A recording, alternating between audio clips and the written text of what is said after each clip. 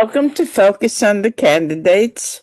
My guest today is my good friend, my political soulmate, Alex Portelli. Uh, Uh, Alex and I go back a number of years.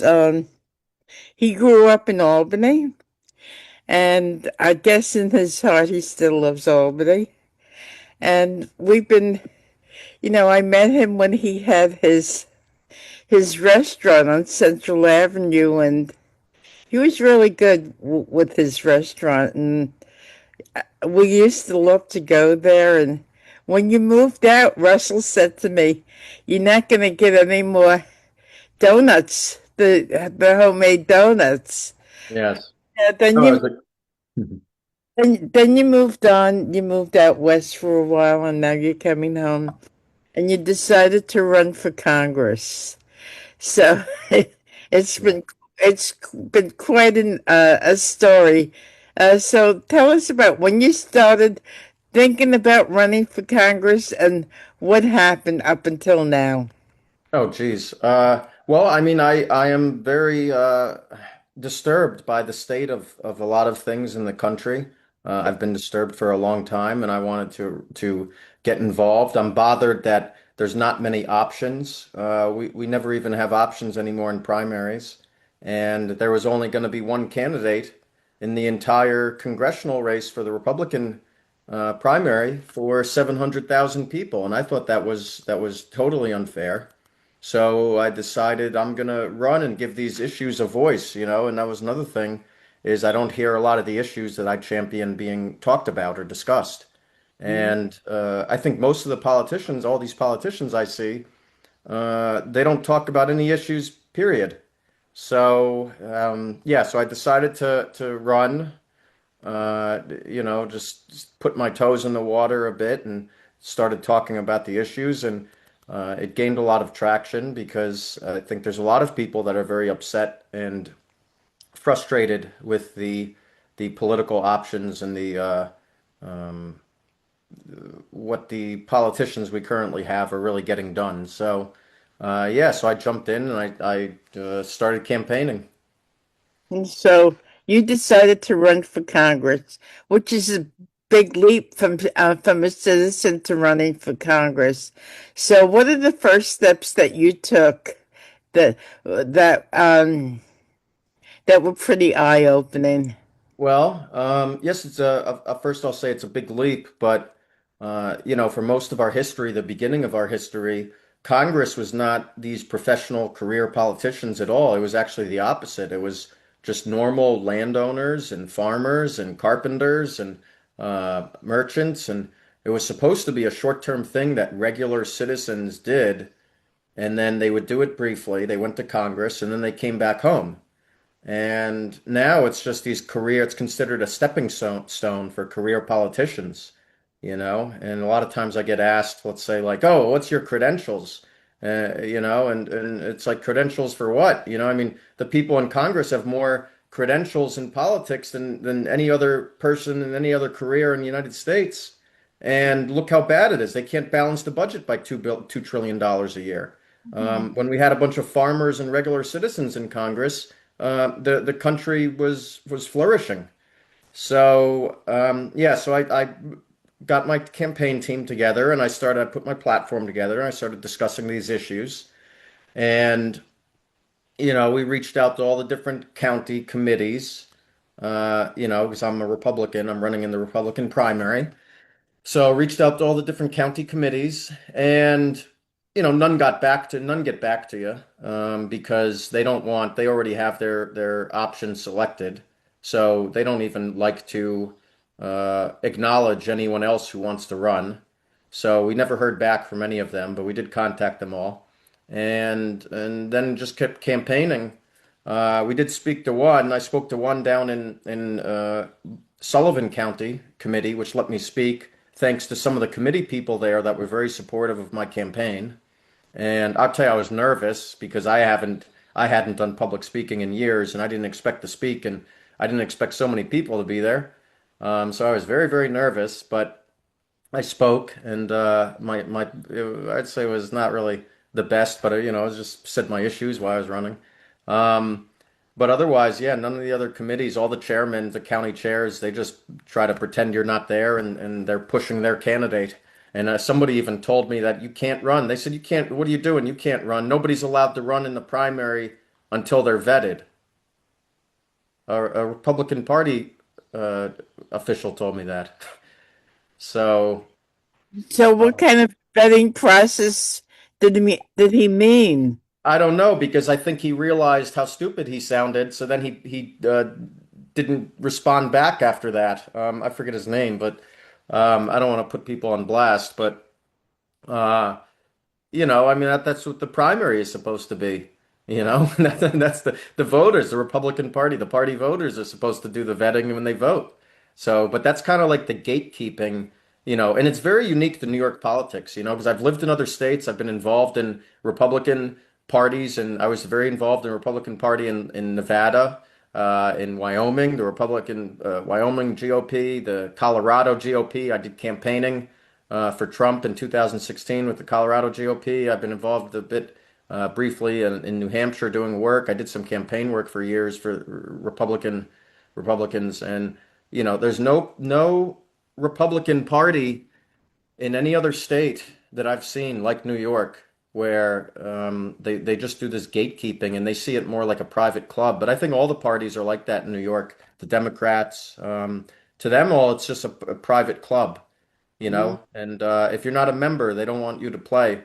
And they have the laws in New York State, the ballot access laws, some of the strictest. New York has some of the hardest ballot access laws in the country.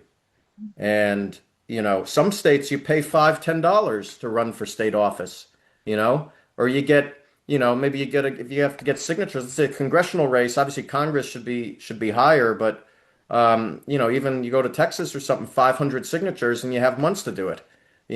Wyoming, you spend you pay a couple $100, whatever it is, and then you're on the ballot for Congress, you So know. tell everybody what's it like in New York, with the petition process. Well, I always, I grew up in New York, so I thought that's how it's supposed to be. That's just how it was until I started dealing with and experiencing ballot access in other states where it's much better and everybody can run. Look, if you wanted to run in another state, well, I always cite New Hampshire. I love New Hampshire. You can run for state assembly, you pay $2 and everybody has access to it. But in New York, you need 1,200 signatures. Let's say they're assembly, 5 to 800 signatures in the wintertime, in the freezing cold. You only have 30 days to do it. And then Right. you would need money for a lawyer because they're going to challenge your signatures with their lawyers. And it's just such an intimidating process. That's why you only have one or two people that'll run in every race. And Right. it's usually just the party-backed people. And the Right. parties have the lawyers to pay. Look, when they challenged my signatures, for example, do you know who the lawyers were? They had two lawyers that were at this hearing, at the hearing, arguing to invalidate my signatures for totally stupid reasons. And these lawyers were, one of them was the former chief counsel for the New York State Wow. Senate Republican Committee. So, it's the party structures. They have this entire thing in place to keep outsiders out. And if you don't have money or you don't have big party backing, running is very, very hard. It's very intimidating. Luckily, I came in prepared for this. I mean, when I was out west and I got into business and I did very good for myself. I had a real rough upbringing. I grew up with nothing. Went to very rough school and dropped out and just went to work. And, as it's known, gets smeared on by the media sometimes. But, I ran into trouble as a teenager and, I didn't have an easy upbringing. But I've somehow through hard work and a little risk and I guess a little luck, I've made something for myself, and so I kind of have the resources to fight these people. But if I didn't have the resources, if I was just a normal, real person, they would have knocked me off the ballot. I wouldn't have even been on the ballot, not because my signatures were invalid, but because I couldn't fight them. Mhm. So. So when you started going around and getting signatures. Let tell everybody what that was like. How It's many tough. copies did you have? And you went out every single day from dusk till dawn. You remember, yeah, it was I started in the winter time in February and I had to get at least 50. I knew I did the math. I had to get at least 50 signatures a day if I was going to make the ballot, you know. And I was up early, 6, 7 a.m. to get ready and do everything I need to do to get ready for the day. I would have to plan out where I was going to go. I had to make sure I was hitting good neighborhoods where I could do 50 people. And, and then you're out banging on doors in the cold all day, start at 8:30, 9 a.m. People are angry. They don't want to be bothered. But you have to do it. Most people during the day aren't home, so you spend the first 6 hours trying to get 5 signatures, 10 signatures from the few people that are home. And then you have to rush at the end of the day when people are home from work, but before they're ready for bed. And you're just in crunch time. And we had to make sure we were getting 50 signatures a day, or I wouldn't have made it. And they give a very short window period too.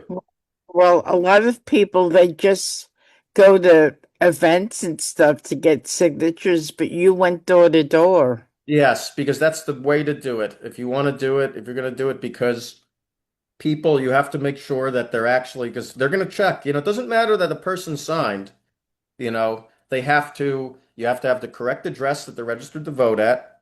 They have to be a member of the political party.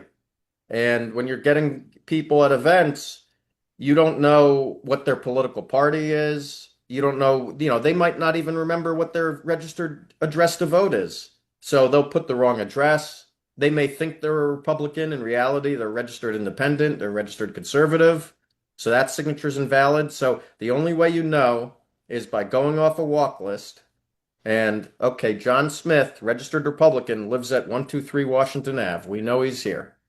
And so when they answer, if he says he's John Smith, there you go, sign.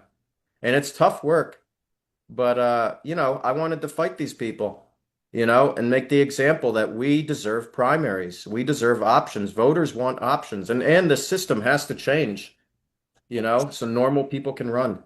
So during the times that you would go around getting signatures, you get pushback from the Republican Party. Would you talk about the pushback that you had and how it made you feel?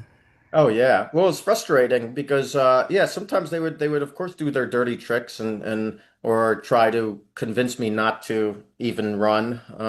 There was one person, one committee member with the Republican Party who called me out for trying to force a primary against a stellar candidate and said I was hurting my career and I was jeopardizing my career just by running. She said, "You're hurting your party and the career." And it's like, what? I'm hurting my career. It's like, first off, I don't want a career with these cretins, so I don't care. So it doesn't, they see it all as a career. But that's the problem. She ended up editing it because she realized how bad she sounded. But that comment revealed how these people think. To them, it's just a career, you Mm-hmm. know? It's just a career. They don't care about the issues of the people.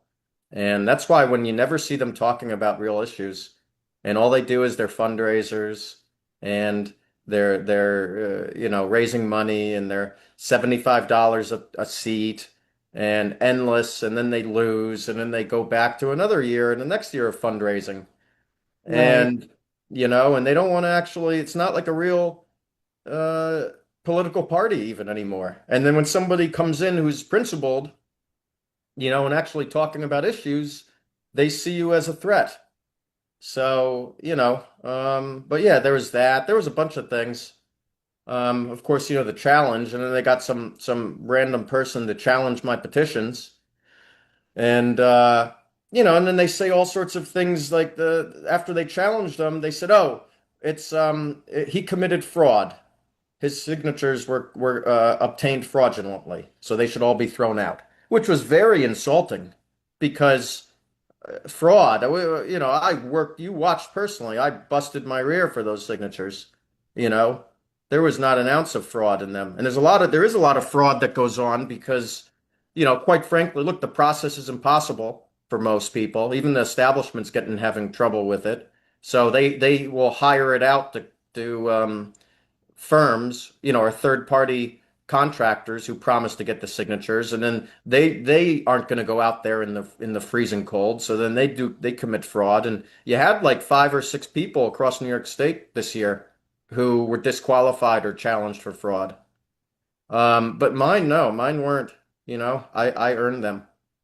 Um, Do so you think that petitions were challenged more than ever before? my petitions. Any petitions? Well, the challenges are like just in general. I mean, well, I mean, people challenge every year. It's a culture, but yeah, it's all stupid. I think it's all stupid. I've never challenged somebody's petitions just because of my principle. I believe everybody should be able to go on the ballot, but yeah, it's just the whole process. And then it's built for lawyers because it makes it so you are required almost to get a lawyer to fight the challenge. So they're Right. hiring lawyers to challenge you. You have to hire a lawyer to fight the challenge. And it's just a process built for lawyers. And I find it so ridiculous because we could drive 4 hours in another direction to another state and we wouldn't have any of this. It would just be up, here you go. Here's my 5 signatures to be on the ballot. And Right. people worry like, oh, what if the ballot gets crowded? No, it's, because even if it's $2 to run for office and be on the ballot, trust me, most people don't want to do it. They don't want to put themselves out there.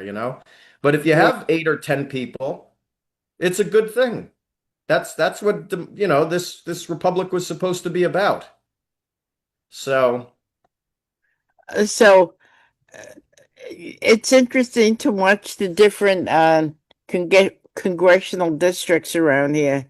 There's one congressional district that has a candidate who's got really deep pockets. yes. And he's not being challenged by anybody, and he's just doing a cakewalk just because he's got mega bucks qualifies him to run for office when Yeah. he's not articulating anything for the citizens. That really is an eye opener. I agree. But and I think we're both talking about the same person, but that's a monster that the establishment itself created in a way because that's the system that they wanted. They wanted a system where you had to have infinite money to challenge the machine, and that's their Frankenstein. So that's the way I see it, but I agree. It's just everything that's wrong with it. And I even did a post where I highlighted of everybody who tried to get on the ballot who was an outsider, challenging their establishment. The only people to make it on the ballot in the entire state who were not party endorsed candidates were businessmen. Myself, I forget his name is a Democrat in the 21st, and then Constantino. Mhm. So it's like if you're not a businessman with deep pockets, you're not getting on the ballot. Though I didn't hire anybody to collect my signatures, though that's a common thing. And even the establishment people do it. Don't let them fool you. I won't say names, but the establishment politicians, both the Democrats and the Republicans, they all hire people too now. You know, they hire people too because it's just too hard and people don't want to go out and get signatures anymore. So, yeah. Well, I think either a year or two before Cuomo stepped down for office, Yeah. he raised the threshold.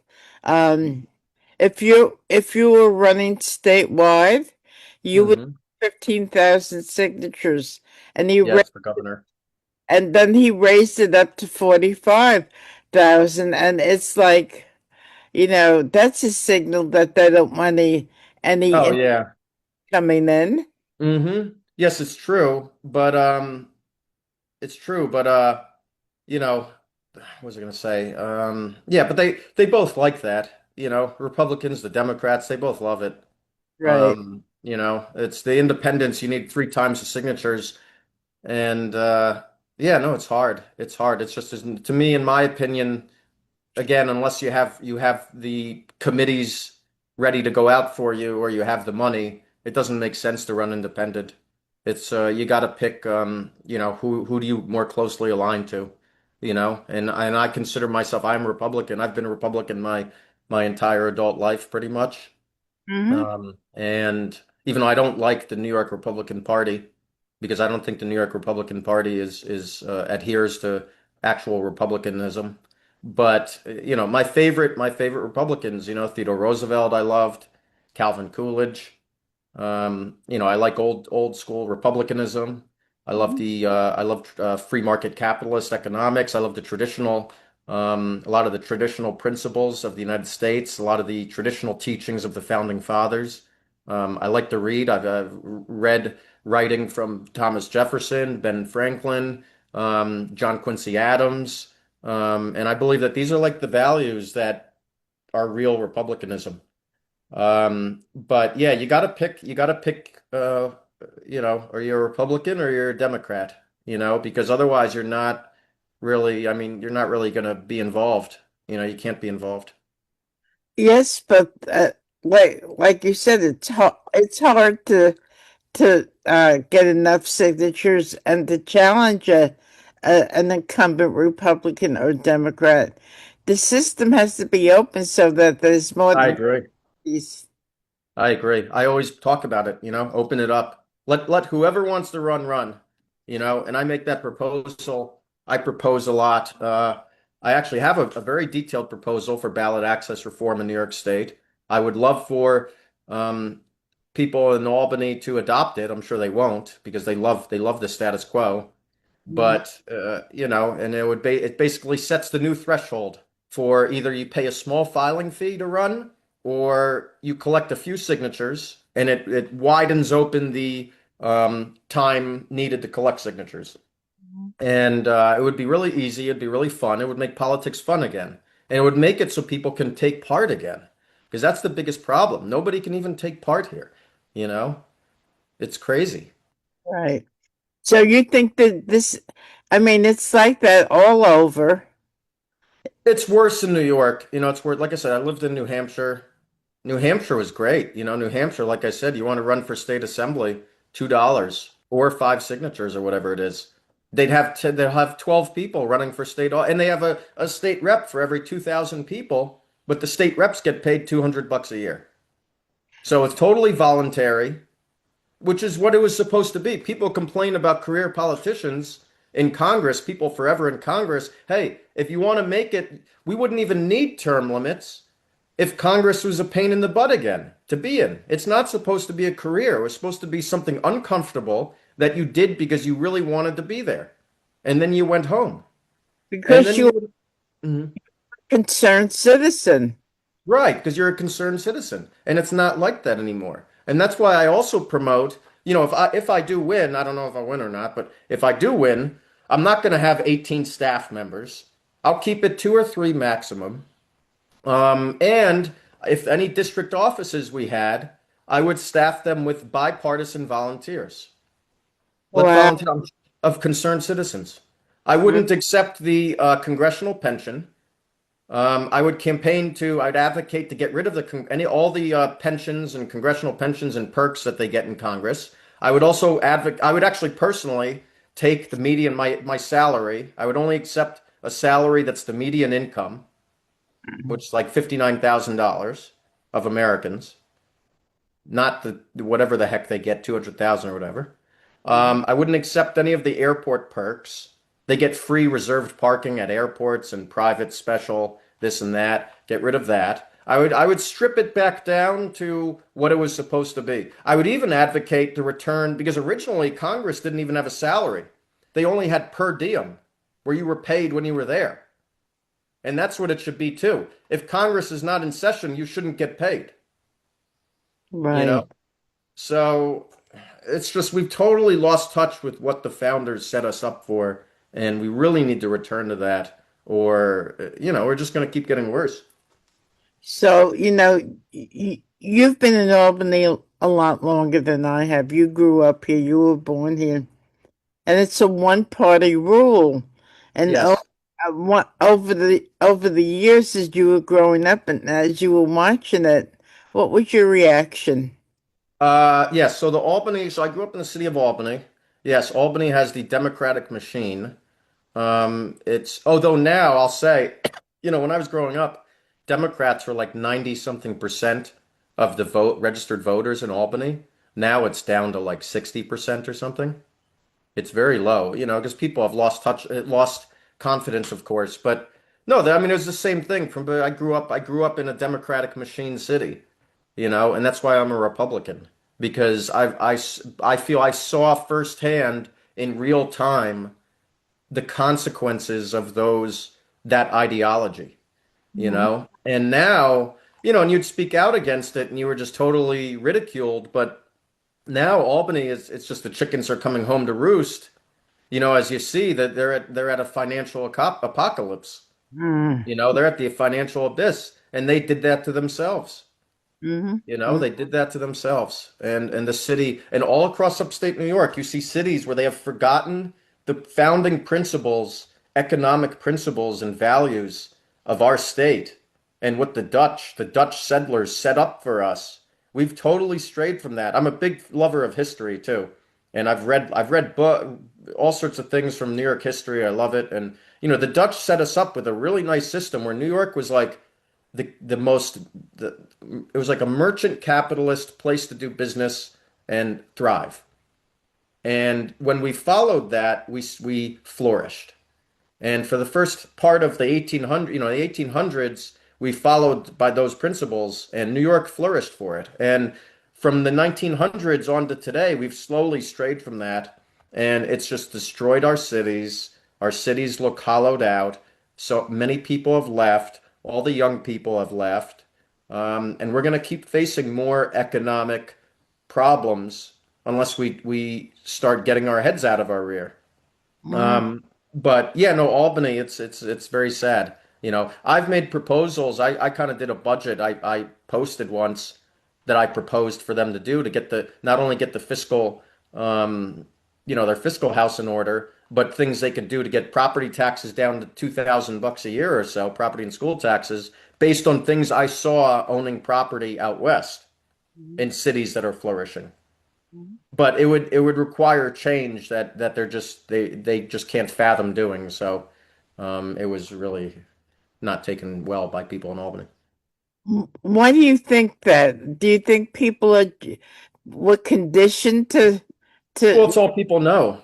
If you grew up, you spend your whole life in Albany, or in upstate New York even, you're going on the politics and for the past 100 years, we've had let's say property taxes has nothing to do with Congress, but property taxes and school taxes are so high here. We have so many little hamlets and villages and towns and cities and then counties, layers. They all have their own different sets of administrations, and it just drives the property and school taxes through the roof, you know? And if like I said, I've lived in Vegas, I've lived in Cheyenne, I lived in Denver area, metro area, different places. Like Albany is so small. They have so many different. Now we're talking about Albany, which has nothing to do with the crash noise. But they have so many different like administrative departments and layers and this and that. Then you go across the river to Rensselaer, they have the same thing. Then you go to Colony, they have the same thing. And like then you go to Denver, and Denver is from Albany to Saratoga, the distance, you Mhm. know? So they only need one administrative layer. So that's why taxes, our schools, etc. So that's why the taxes are so high here, the property taxes and school taxes. I think that's something that municipalities and counties, all they should be doing is focusing on consolidating municipalities so that they can bring down property and school taxes. As you were as you were getting signatures, you were getting some pushback from the party. What was the most eye-opening thing that you experienced? Um, I don't know if eye-opening because I kind of already knew how these people operate. So I wouldn't say anything was eye-opening. I was taken aback. I was very insulted when they said that I committed fraud for my petitions, which was proven unfounded, you know. But I don't think anything was necessarily eye-opening because I already knew how bad it was. It was eye-opening for people on my campaign who had no idea how bad it was and just what a ridiculous, stupid process, and how a signature, an entire sheet of 10 signatures could be thrown out because somebody in the freezing cold, a volunteer, wrote the T in a weird way on the sheet for their statement. So they say the whole thing should be thrown out, you know, or an ink blot, working in the rain and an ink blot on a six should invalidate the entire petition, you know? So that was eye-opening for volunteers. It would be the entire petition or just that signature. If it was the witness section, the entire petition, all 10 signatures, Wow. Wow. They didn't like how my eight was written. They tried to argue that all the signatures should be thrown out because on 218 of my home street address, they didn't like how I wrote my eight. It's like, hey, I went to Albany Public Schools. Sorry if my handwriting's not that good. Wow. Yeah. So so if somebody is, you know, enlightened by what you're saying and would like to volunteer for your campaign, um, or send you a contribution, how could they reach you? We could go on the Facebook page, seems to be best, or the website as contact info. I would say if just vote for me. If you're a registered Republican, just vote for me. Or if you're not, register Republican because I'm not stopping. So win or lose this primary, I'm going to keep going and register Republican and we'll just keep up this fight and spread the word. And I think that's the best thing. I don't really, I mean, and then we do have a win red for donating, but it's I know people are really suffering, so don't feel you have to donate to help. There's a lot of ways to help. Yeah, I Okay. know. So I'm like the worst politician. Don't donate to me. No, no, I know. It's like at the end of the day, it's like how much money do you need? A lot of these politicians, they are always asking for money. It just goes to their consultants. It's such a racket. Right. So, if you donate, yes, I mean we can get signs with it, or it's a hodgepodge operation, but I'm a fiscal conservative, since I'm fiscally conservative, even on my campaign, I run it very fiscally conservative. So we do a lot with a little, and I'm very proud of that. Okay. And give your Facebook page again that they Yep. could. Alex Portelli for Congress, New York 19. Okay, great. And spell Portelli. Portelli. Great. So, Alex, this has been a really interesting conversation. You've been listening to Alex Portelli, who's running in the 19th Congressional District in New York State. I'm Cynthia Pooler. This is Focus on the Candidates. If you like this show, please subscribe to my YouTube channel. And more important, if you like what you heard and saw, please share on your social networks, because the more people that share on their social networks, the more Alex's voice will be amplified. So, Alex, thank you, and thank you everybody for listening. Have a great day. Thank you, Cynthia. Take care.